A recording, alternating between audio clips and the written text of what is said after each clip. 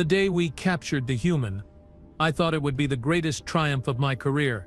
Turns out, I was absolutely catastrophically wrong. My name is Vortham Krell, and I am, or rather was, the lead xenobiologist aboard the research vessel Crimson Dawn. Notice how I said was?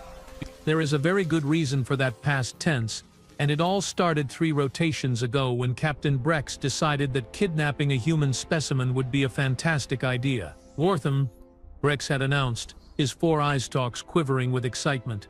We have located an isolated human settlement on the 3rd moon of Talaris 5. Perfect opportunity for specimen collection. I should have resigned right then and there. But no. No. I had to be the ambitious fool who thought studying Earth creatures would earn me a promotion. I had to be the scientist who believed the rumors about humans were exaggerated. I mean, sure, everyone in the galactic community whispered about them. The species that conquered their own planet before achieving faster-than-light travel. The species that somehow survived extinction-level events multiple times. The species that looked at apex predators and said, "Let us make them into pets." Ridiculous, right? Wrong. So very devastatingly wrong. We landed on Talaris 5 under the cover of their night cycle. The human settlement consisted of maybe 200 individuals, colonists who had been there for about 6 standard years. They were mining some rare element, living in prefabricated structures, completely unaware that a Krillian research vessel was hovering above them. "Target acquired," announced Lieutenant Thex from the scanning station. "Single human. Designation appears to be male, age approximately 30 standard years, currently separated from the main group. Perfect." We deployed the capture beam, wrapped him in a stasis field, and transported him directly to Medical Bay 3. The whole operation took less than 4 minutes. Efficient, professional, textbook specimen acquisition. The human, we would later learn, was named Marcus Webb. He worked as a maintenance technician for the mining operation. Brown hair, average height for his species, unremarkable physical features. When the stasis field deactivated, he woke up strapped to an examination table surrounded by 7 different species of aliens, all staring at him with various appendages crossed in scientific curiosity. His reaction was not what I expected. "Oh, come on," Marcus shouted, his voice carrying that peculiar human intonation that suggested annoyance rather than fear. "Not this again. Let me guess, you want to probe me, take samples, run tests? Do you aliens have any original ideas, or do you all watch the same training videos?" The entire medical team froze. "Again?" I repeated, stepping closer. "You have been abducted before." "Twice," Marcus said flatly. "First time was the Vex Collective. Second time was some tentacle species whose name I cannot pronounce. Both times, I told them the same thing I am about to tell you. This is a terrible, horrible, catastrophically bad idea. But sure, go ahead. What could possibly go wrong?" The sarcasm was palpable. I found it fascinating. Most species, when confronted with abduction by unknown aliens, exhibited fear, panic, or submission. Humans apparently defaulted to snark. "We simply wish to study you," I explained calmly. "Your species has proven remarkably resilient. We want to understand why." Marcus laughed. Actually laughed. It was not a pleasant sound. "Oh, you want to understand human biology? That is adorable. Listen, friend. Whatever your name is, Vortham Krell. Listen, Vortham. I will save you some time. Do not, under any circumstances, damage my body. Do not cut me. Do not inject me with unknown substances. Do not try to extract samples without proper medical protocols. And for the love of everything sacred, do not, and I cannot stress this enough, do not make my immune system think it is under attack." "Your immune system?" I tilted my head, a gesture of confusion. "You speak of it as though it possesses independent thought." "Because it basically does," Marcus said, his expression deadly serious now. "Look, your species, whatever you are, probably has some kind of defense system against pathogens, right? Naturally, all biological entities require such mechanisms. Right. Now imagine that system, but cranked up to 11, given military-grade aggression protocols, and programmed to respond to threats with overwhelming force. That is the human immune system. It does not just defend, it wages war." I glanced at my assistant, a young Frelian named Opex. She looked as skeptical as I felt. "Surely you exaggerate," I said. "I really do not," Marcus replied. "But hey, you seem like the learning through experience type. Go ahead, take your samples. Just remember, when everything goes sideways, I warned you. Captain Brex, who had been observing from the command deck, chose that moment to override my caution. Proceed with standard examination protocols. His voice crackled through the communications panel. We did not travel 3 sectors to be intimidated by primitive threats. Primitive threats. Oh, how those words would haunt us. I began with non-invasive scans. Temperature, cardiovascular function, respiratory patterns. Everything seemed within expected parameters for a bipedal carbon-based lifeform. Marcus remained cooperative, though he kept muttering things like, "This is how it starts, and you are all going to regret this." Then I made my first mistake. I drew blood. It was a simple procedure. A small needle, a tiny puncture in his arm, barely 5 milliliters of sample extracted. Marcus did not even flinch. He just closed his eyes and sighed deeply. "How long?" he asked. "How long for what?" I replied, transferring the blood sample to an analysis chamber. "How long until your ship starts experiencing mysterious malfunctions, biological contamination alerts, or unexplained system failures?" "That is absurd. We maintain strict decontamination protocols." "Sure you do," Marcus said. "Let me ask you something, Vortham. When you took that blood sample, did you seal it in a triple-layered containment unit with active sterilization fields?" "Of course not. That would be excessive for a simple blood sample." "Cool, cool, cool. And where exactly did you put that sample?" "In the standard analysis chamber. It is connected to our main laboratory systems for automated processing." Marcus started laughing again. This time it sounded slightly hysterical. "Connected to your main systems. Oh, that is perfect. That is absolutely perfect. Tell me, how long does your analysis usually take?" "Approximately 20 minutes for full cellular breakdown and genetic sequencing. You have got about 15 minutes before all hell breaks loose.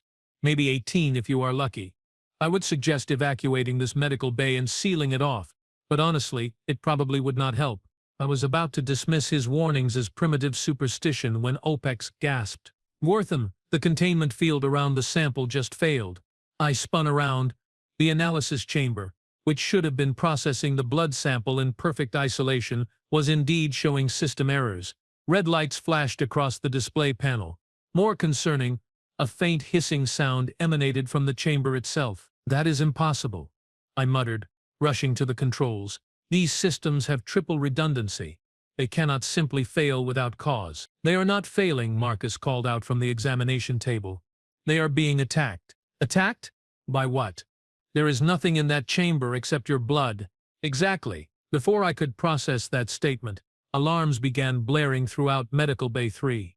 The lights shifted to emergency red. OPEX started frantically typing at her station, her 6 fingers moving faster than I had ever seen. "Biological contamination detected," she screamed. "Multiple vectors. It is spreading through the atmospheric recyclers." "How is that possible?" I demanded.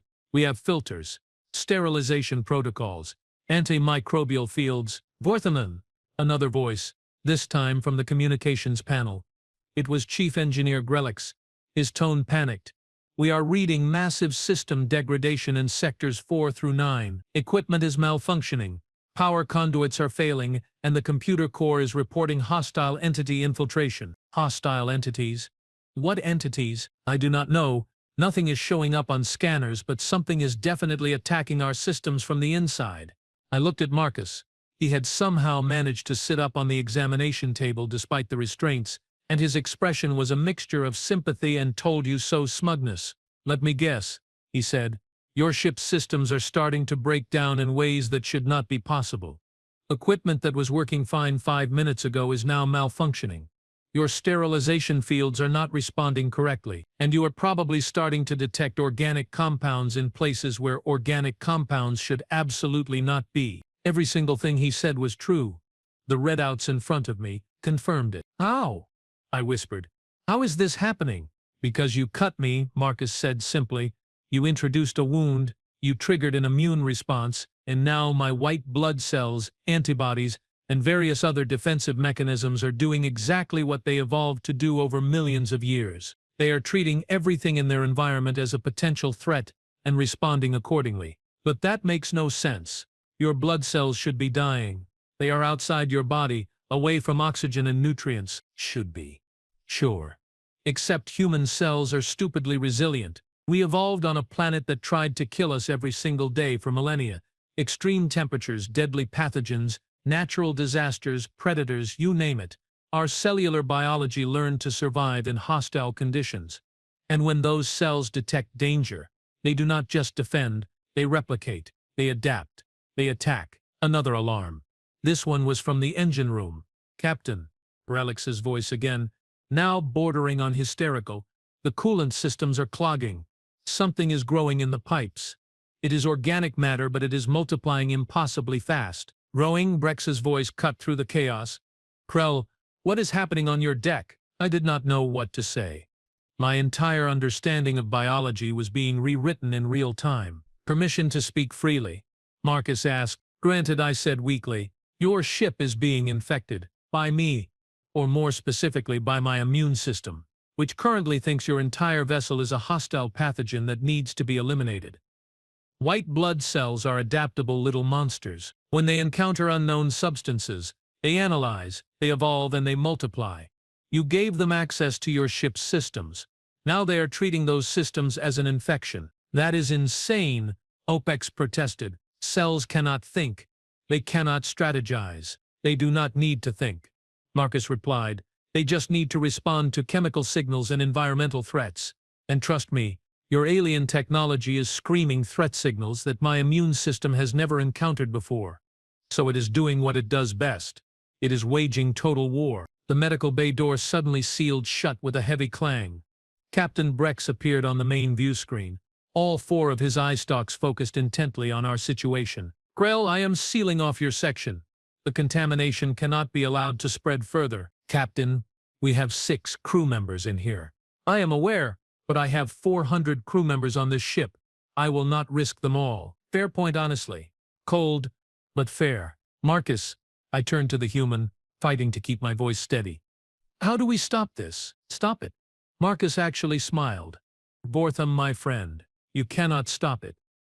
Not really. Human immune responses do not have an off switch. They continue until the threat is eliminated or until they run out of resources. And considering you just gave my cells access to an entire spaceship worth of organic and synthetic materials to break down and repurpose, I would estimate you have got maybe 4 or 5 hours before critical systems failure. Hours? We need days to reach the nearest port. Yeah, that is definitely a problem for you. OPEX collapsed into her chair, her breathing rapid and shallow. 2 other medical staff members were pounding on the sealed door, demanding to be let out. The alarms continued their infernal wailing, and Marcus just sat there, looking almost apologetic. I did warn you, he said quietly. This is why the Vex Collective returned me after 6 hours. This is why the tentacle species dropped me back on my homeworld with a formal apology written in 17 languages. This is why most intelligent species in the galaxy have a standing directive to avoid human contact, unless absolutely necessary. We are not dangerous because we are violent, though we can be. We are not dangerous because we are technologically advanced, though we are getting there. We are dangerous because our biology is fundamentally hostile to everything that is not us. There must be a solution, I insisted, refusing to accept inevitable doom.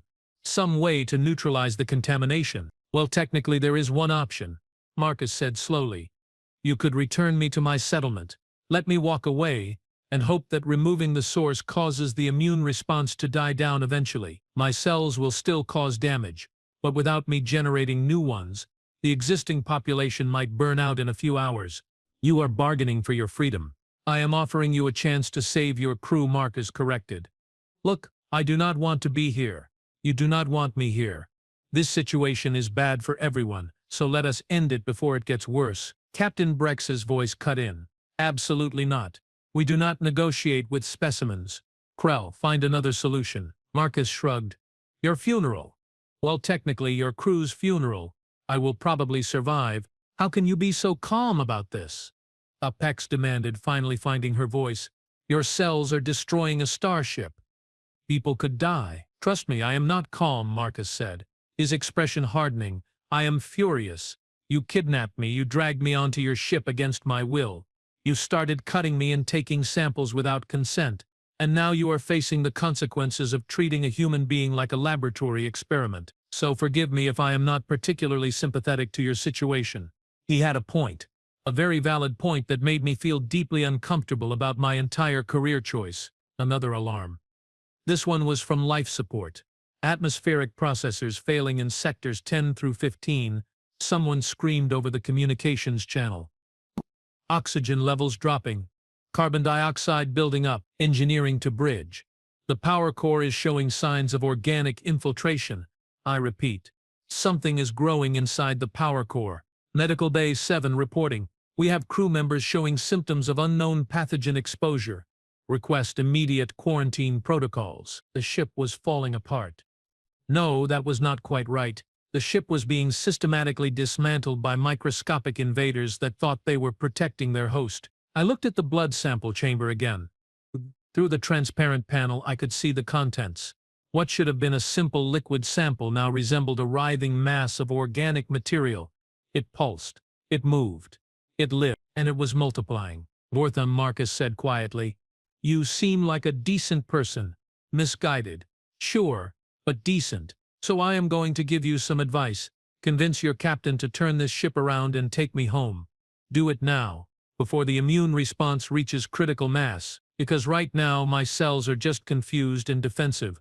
But if they perceive an escalating threat, if they detect that the host, meaning me, is in danger, they will shift from defensive protocols to aggressive elimination. And trust me, you do not want to see what human biology looks like when it decides something needs to be completely and utterly destroyed. Is that a threat?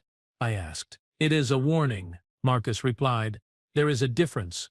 Captain Brex must have been listening because his voice crackled through the speakers again, considerably less confident than before. Krell. Assessment. Can we contain this situation? I looked around Medical Bay 3. The walls were starting to show discoloration. The equipment was malfunctioning. Upex was struggling to breathe properly. And through it all, Marcus sat calmly on the examination table, the source of all our problems and potentially our only salvation. No, Captain, I said finally. I do not believe we can. The human cellular biology is operating on principles we do not understand. It is adaptive, aggressive, and apparently capable of surviving in conditions that should kill it instantly. Every attempt to neutralize it seems to trigger stronger responses. We are fighting an enemy that evolves faster than we can adapt. Silence on the other end, then reluctantly set course for Talaris 5, maximum speed. Marcus visibly relaxed. Smart choice, he said. Now, how about you lovely people release these restraints? My wrists are getting sore, and I promise I will not cause any trouble. Though honestly, I think my immune system is causing enough trouble for everyone. I released him. Partly because he was right. Partly because at this point, what did we have to lose? Marcus stood, stretched, and looked around the deteriorating medical bay with an expression that might have been guilt. For what it is worth, he said, I really am sorry about this. I know you were just doing your job. But maybe next time your species considers abducting someone, remember this moment. Remember that humans are not just physically dangerous. We are biologically incompatible with most of the universe. We are walking contamination zones. And our bodies will defend us whether we want them to or not. The ship shuddered. Something had exploded several decks below us. How long until we reached Talaris 5? Upex asked weakly. At maximum speed, approximately 90 minutes. I replied. Marcus winced. That might be cutting it close. My cells have had about 45 minutes to spread through your systems. They are probably entrenched in multiple critical areas by now. You might want to start evacuating non-essential personnel to escape pods, just in case. Just in case what? Just in case my immune system decides your ship is too far gone and needs to be completely sterilized. The way he said sterilized made my internal organs clench. Can you stop it? I asked desperately. Can you call off the attack? Marcus shook his head sadly. I do not have conscious control over my immune system. Vortham, that is the whole point. It operates automatically, constantly, eternally vigilant against threats. I could not stop it even if I wanted to. The best I can do is stay calm, avoid stress, and hope that removing me from this environment causes the response to wean down naturally. Hope? I repeated. Our survival depends on hope? Welcome to the human experience, Marcus said with a bitter smile. We have been relying on hope for thousands of years. Sometimes it works out, sometimes it really does not. The lights in the medical bay flickered, then died. Emergency lighting kicked in, casting everything in a sickly green glow. And in that moment, I realized something terrifying. We had not captured a specimen. We had captured a biological weapon that did not even know it was a weapon. And it was tearing our ship apart from the inside out. 90 minutes suddenly felt like 90 years. The Crimson Dawn, a state-of-the-art research vessel that had crossed 17 star systems without incident, was now dying. And the cause of death? A single maintenance technician's blood sample. I would have laughed if I was not so terrified. Engineering to bridge. Relix's voice crackled through the deteriorating communications system. Power core efficiency down to 40%. We are venting plasma from 3 different conduits. Whatever is in there is eating through the containment fields. Eating? Captain Brex sounded like he was on the verge of a breakdown. How does a biological entity eat energy fields? Marcus, who had been quietly observing the chaos from a relatively stable corner of the medical bay, decided to answer. Technically, my cells are not eating them. They are breaking down the molecular structure and repurposing the materials. Human immune cells are incredibly efficient at disassembly. They can take apart complex proteins, synthetic compounds, even certain metals. Your energy fields are probably being degraded at the subatomic level. Subatomic? I whispered. That should be impossible. Should be, yeah. But evolution does not care about should. It cares about survival, and human cells have learned to adapt to just about anything. Radiation. We developed cells that repair DNA damage toxins. We evolved livers that can process hundreds of different poisons. Extreme temperatures. Our bodies learn to regulate themselves in environments ranging from -40 to +50 degrees. Your ship's systems are complex. Sure, but from a cellular perspective, they are just another hostile environment to overcome. The floor beneath us trembled. Something massive had just failed somewhere in the ship's structure. Structural integrity compromised in sections 12 through 18. Another voice screamed through the communications panel, "Hull breach is imminent. Seal those sections." Rex ordered, "Redirect all non-essential power to life support and engines." "Captain, we barely have enough power to maintain current speed. If we redirect any more, we will not reach Talaris 5 in time." Marcus rubbed his temples, looking genuinely distressed. "Okay, that is not good. If the hull breaches before we get there, we are all in trouble.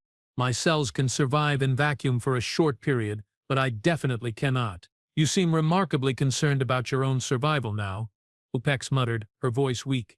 She was showing signs of respiratory distress, so was everyone else in the sealed medical bay. "Of course I am concerned." Marcus snapped back. "I did not ask to be here. I was minding my own business, fixing a broken water recycler, when you people decided to beam me up like some kind of prize specimen. You think I want to die in space because your captain could not leave well enough alone?" He had a point. Several points, actually. All of them valid. All of them making me feel progressively worse about my life choices. "Vortham," Marcus said, his tone softening slightly. "How are you feeling? Dizzy? Nauseous? Having trouble breathing?" Now that he mentioned it, yes. All of those things. Why do you ask? "Because my cells are in the air recycling system. You have been breathing them in for the last hour. They are probably in your bloodstream by now." The medical bay went silent except for the alarms and the sound of distant explosions. "What?" I managed to choke out. "Yeah, sorry about that. Human cells are really good at infiltrating other organisms. It is one of the reasons our species has such a complicated relationship with bacteria and viruses. We are constantly at war with microscopic invaders, which means our cells evolved to be incredible invaders themselves. They can cross cellular barriers, penetrate membranes, and establish themselves in foreign environments. Your immune systems are probably trying to fight them off right now. But since you have never encountered human biology before, your defenses do not know what they are dealing with." Apex made a sound that might have been a sob or a laugh. "Hard to tell. So we are infected. We are dying." "Well, not necessarily dying," Marcus said, trying to sound reassuring and failing spectacularly. "Probably just getting really, really sick. Human cells usually do not kill other species outright. They just cause massive immune responses, organ stress, systemic inflammation, that kind of thing. You will probably survive if you get proper medical treatment within the next few days." "Days?" I felt my legs weaken. "We might not have days. Then I strongly suggest your captain flies faster." As if summoning him by name, Brex's voice boomed through the speakers again. Krell, status report. Is the specimen secured? I looked at Marcus, who was technically neither secured nor a specimen anymore. He was more of a hostage negotiator at this point. The human is cooperative, Captain, but our situation is deteriorating rapidly. Multiple crew members in this section are showing signs of biological contamination. We need medical assistance immediately upon landing. Landing is no longer guaranteed, Brex said, his voice hollow. The navigation systems are failing. Something has corrupted the computer core. We are flying manually now, and our trajectory is unstable. Marcus closed his eyes and took a deep breath. Okay. This is officially worse than the Vex Collective incident. At least they managed to land before their ship started breaking apart. There were survivors from that encounter? I asked, grasping at any hope. 3 out of 47 crew members, Marcus said quietly. The ship crashed on a moon. Most of the crew died from impact or exposure. The 3 survivors made it to escape pods. Not encouraging at all. Attention all personnel, Brex's voice cut through the mounting panic. This is your captain. Prepare for emergency landing procedures. All crew to designated safety stations. This is not a drill. The medical bay doors suddenly unsealed with a hydraulic hiss. Beyond it I could see the corridor, and it looked like something out of a nightmare. The walls were covered in a thin layer of organic material. Not slime exactly, but something biological and wrong. It pulsed faintly as though breathing. That is gross, Marcus commented. That is really gross. Is that what my cells look like when they go into overdrive? You tell me, OPEX shouted hysterically. It is your biology. I have never seen it from the outside before. Usually all this happens internally where I do not have to look at it. We stumbled into the corridor. Several other crew members were there, all looking various shades of ill. A Draxon engineer named Velk was leaning against the wall, 3 of his 6 arms clutching his midsection. Cannot breathe properly, he gasped. Feels like drowning. That is probably inflammatory response, Marcus said, moving to examine him with surprising gentleness. Your lungs are reacting to foreign cells. Try to stay calm. Panic makes it worse. Easy for you to say, Velk spat. You are the cause, believe me. I know, and I am sorry. But getting angry at me will not help your respiratory system. The ship lurched violently. Everyone went sprawling. I heard the sound of tearing metal, a horrible screeching that vibrated through the entire vessel. Hull breach in Section 14, someone screamed. Losing atmosphere. Emergency bulkheads, engaging. They are not responding. The control systems are down. Marcus grabbed my arm, pulling me to my feet with strength I had not expected. Where are the escape pods? Deck 7, Sections 20 through 24. Can we reach them from here? If the corridors are not compromised, yes. About 5 minutes at a run. Then we run. Now. Get everyone who can move and go. He was taking charge. The human specimen we had abducted was now giving orders, and the truly absurd part, everyone was listening to him. We ran. A group of about 15 crew members, all in various states of distress, fleeing through our own ship like it was enemy territory, because in a way it was. The Crimson Dawn had been turned into a hostile environment by an immune system that thought it was protecting its host. The corridors were a maze of biological contamination and failing technology. Lights flickered and died. Support beams groaned under stress. And everywhere, that thin layer of organic material covered the surfaces, spreading like a plague. Deck 7 access. Up ahead. I pointed to a vertical transport tube. Is it working? Marcus asked. I checked the control panel. Half the lights were dead, but the system showed minimal functionality. Maybe. Possibly. I have no idea. Good enough. Everyone in. We crammed into the transport tube, which was designed for maybe 8 people, not 15. The ride up was stomach-churning, the gravity generators struggling to compensate. Twice we dropped several meters before the systems caught us. Apex was praying to 3 different deities. Vilk had passed out entirely. When the doors finally opened on Deck 7, we practically fell out into another nightmare corridor. This one was worse. The organic growth was thicker here, almost carpet-like, and it was warm. I could feel heat radiating from it. Why is it warm? I asked, dreading the answer. Metabolic activity, Marcus said grimly. The cells are working overtime, breaking down materials, replicating, spreading. That generates heat. If this keeps up, your ship will start developing hotspots that could ignite remaining fuel sources. You mean it could explode? I mean it will explode. Eventually, probably soon. Fantastic. Just fantastic. We reached the escape pod bay to find Captain Brex already there with about 30 other crew members. His four eye stalks swiveled to focus on Marcus with an expression that transcended species barriers. It was pure, undiluted loathing. You, Brex hissed. You did this. No, Marcus said firmly. You did this. You abducted me, you cut me, you ignored every warning I gave you. I am just the weapon you accidentally armed and then pointed at yourself. Brex looked ready to argue, but another explosion rocked the ship. Several ceiling panels collapsed, narrowly missing a group of crew members. Everyone into the pods, Brex ordered. Launch sequence Alpha. We abandoned ship. There were 12 escape pods, 45 crew members. It was going to be tight. 4 people per pod maximum. Someone shouted.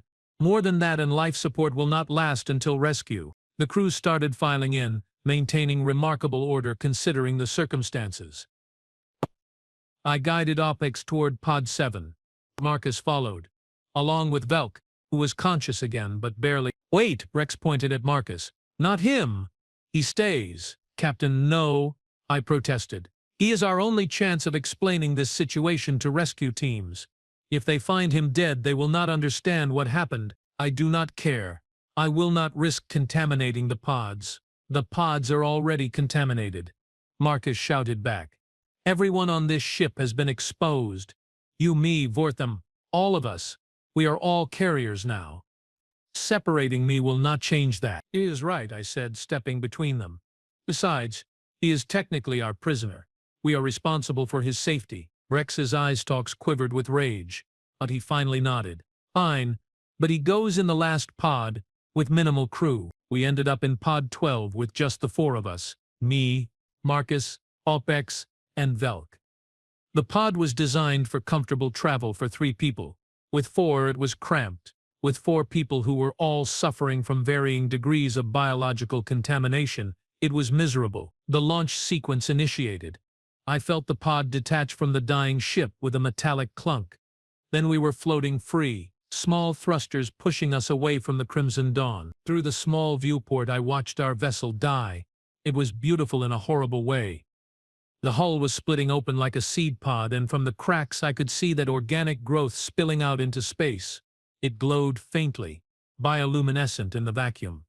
Energy discharges art between the fragments, and then with a flash that lit up the entire viewport, the power core finally gave out. The explosion was silent in the vacuum, but I felt it, a pressure wave that sent our tiny pod tumbling. Warning lights flashed. Oprex screamed. Velik prayed to his ancestors. Marcus just watched with an expression of profound sadness. 382 crew members were on that ship, I said quietly. We saved 45. I know, Marcus replied, and I will carry that for the rest of my life. Those deaths are on your captain's decision, but they happened because of what I am, because of what humans are. The pod stabilized. We were now drifting in space, our emergency beacon active, hoping rescue would arrive before life support gave out. So what now? OPEX asked weakly. Now we wait, Marcus said, and we hope someone picks us up before we run out of air, or before the biological contamination in our systems overwhelms our bodies, or before we all go insane from being trapped in a tiny metal box together. Those are terrible options, Velk muttered. Yeah, well, this has been a terrible day for everyone involved. We sat in silence for a while. The only sounds were the life support systems humming and the occasional beep from the distress beacon. Marcus, I said eventually, why did humans develop such aggressive biology? What possible evolutionary pressure could create an immune system that destructive? He thought about it for a moment. Earth is a nightmare planet, he said finally. We shared our world with diseases that could kill in hours, parasites that could hijack our bodies, bacteria that evolved faster than we could adapt. Every single day for millions of years, our ancestors were under constant biological attack. So we evolved the ultimate defense, an immune system that does not just respond to threats. It anticipates them. It overkills them. It wages total war on anything that might potentially be dangerous. Because on Earth, if you were not aggressive enough, you died. Simple as that. But surely, once you developed intelligence, medicine, technology, the immune system should have become less aggressive. Evolution does not work that way, Wortham. We have only had modern medicine for a couple hundred years. That is nothing on an evolutionary time scale. Our bodies are still programmed for survival on a planet that is actively trying to kill us. And honestly, even with all our technology, Earth is still dangerous. We still deal with new diseases every year. We still have parasites, bacteria, viruses that mutate faster than we can create treatments. Our immune systems need to be aggressive because our world never stopped being hostile. Your species must live in constant fear. No, Marcus said softly. We live in constant vigilance. There is a difference. Fear paralyzes. Vigilance protects. Alpex had fallen asleep, or passed out. Hard to tell. Velk was breathing shallowly, his condition clearly deteriorating. Will he survive? I asked. I do not know, Marcus admitted. Depends on how strong his immune system is, and how it reacts to human cells. Some species handle it better than others. The Vex Collective lost 80% of their exposed crew. The tentacle species, whose name I still cannot pronounce, lost about 30%. Which species? No idea. I am sorry, Vortham. I know that is not helpful. You warned us. Multiple times. We did not listen. No, you did not. Another long silence. Then Marcus spoke again, his voice barely above a whisper. For what it is worth, I do not hate you, any of you. You made bad decisions, yes. But you were not cruel. You were just ignorant. And ignorance can be fixed with education. So when we get rescued, when you go back to your people, tell them about this. Tell them exactly what happened. Make sure no other research vessel makes the same mistake. I will, I promised. If we survive, I will make sure the entire galactic community knows the truth about humans. Good. Because the truth is simple. Humans are not monsters. We are not trying to be dangerous. But we are the products of a hostile world that forced us to become living weapons just to survive. And until we can change that, until we can somehow reprogram millions of years of evolution, anyone who interacts with us is taking a risk. The distress beacon beeped again. Still no response. How long had it been? 2 hours? 3? Time felt meaningless in the pod. Then finally a crackle from the communications panel. Unknown vessels. This is the human colony ship. Wayward Hope responding to your distress signal. Please identify yourselves and state the nature of your emergency. Marcus lunged for the communications panel. Wayward Hope. This is Marcus Webb. Colonial ID 7734 Tango. We have a major biological contamination situation. Multiple non-human species in critical condition. We need immediate medical evacuation of it. Full quarantine protocols. A pause. Then, Marcus Webb from maintenance. What in the name of Terra are you doing in space? Long story. Devon. Really long, really horrible story. Can you please just get us somewhere safe? On our way, locking onto your beacon now. Hang tight, buddy. Whatever mess you got yourself into, we will sort it out. Relief washed over me. We were saved. Probably. Maybe. Hopefully. The Wayward Hope appeared in the viewport about 20 minutes later. It was a massive vessel, built for long-term colonization missions.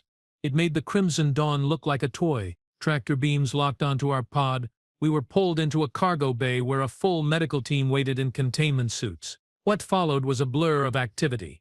Medical scans, decontamination procedures, quarantine cells. The human doctors worked frantically to stabilize Velik and Opex. I was treated for multiple symptoms of biological stress, and Marcus was taken aside for debriefing. 3 days later, I was finally cleared to leave quarantine. Velk had survived, though he would need extensive treatment. Opex was still critical but stable. 7 other crew members from the Crimson Dawn had not made it. Their bodies had rejected the human cellular contamination too aggressively, and their immune systems had essentially destroyed themselves trying to fight it off. Captain Brex was arrested by human colonial authorities for kidnapping. He was currently facing trial. I had already given my testimony. Marcus found me in the medical observation lounge, staring out at the stars. Hey, he said quietly, how are you holding up? Physically? I will recover. Mentally? I am not sure I will ever fully process what happened. Yeah, that is fair. I have been through this twice before, and it never gets easier. We stood in silence for a while. Marcus, I need to ask you something. When you were on our ship, when you saw what your cells were doing, you seemed genuinely upset. Why? You could have escaped earlier. You could have let us all die. But you tried to help us, he sighed deeply. Because I am not a monster. Vortham, my biology might be nightmarish, but I am still a person. I still have empathy. I still care about life, even lives that are not human. What happened on your ship was not your fault or my fault. It was a failure of communication and understanding.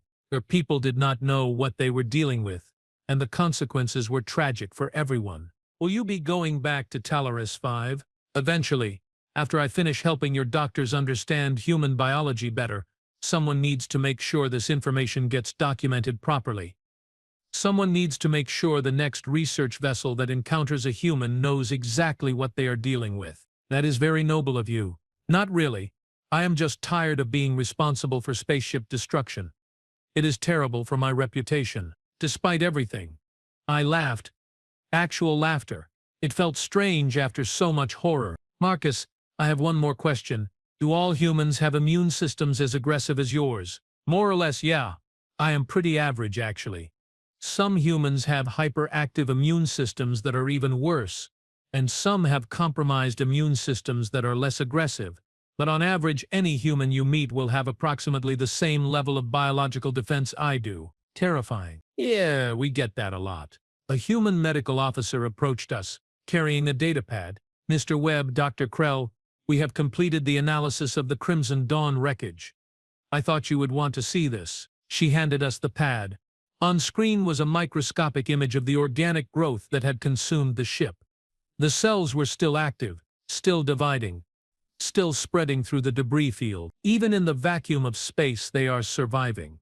I whispered. For now, the medical officer said, they will die out eventually without resources, but yes, human cells are showing remarkable resilience even in extreme conditions. We are establishing a quarantine zone around the debris field just to be safe. No ship is allowed within 10,000 kilometers until the cellular activity ceases completely. Marcus rubbed his face tiredly. Add it to the list of reasons the galaxy should probably avoid humans. We are walking biological hazards. Or, I said slowly, a thought forming.